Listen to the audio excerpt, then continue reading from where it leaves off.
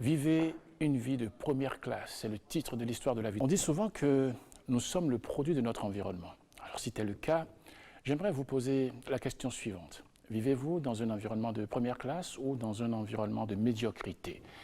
L'atmosphère dans laquelle vous vivez est-elle pure ou est-elle polluée et toxique? En d'autres termes, les gens que vous fréquentez dégagent-ils une énergie positive? Sont-ils pour vous un soutien dans les moments difficiles? S'interdisent-ils de dénigrer leurs semblables? Ou à l'inverse, sont-ils négatifs et enclins au commérage? Réfléchissez un peu à ce qui suit.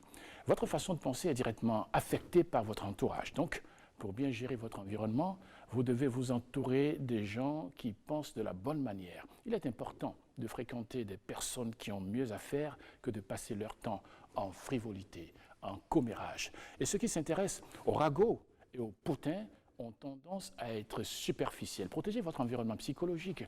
Vos amis s'intéressent-ils aux choses positives? Sont-ils désireux de vous voir et de voir les autres réussir? Respirent-ils l'encouragement et le soutien? Si vous gravitez autour de gens qui sont superficiels, vos pensées deviendront superficielles. Comme on le sait, les commérages ne sont pas seulement frivolité et superficialité. Et si vous tenez à garder votre environnement, vous découvrirez vite que les commérages sont pour le moins malsains. Ils sont un gaz destructeur qui, petit à petit, fera pourrir votre monde.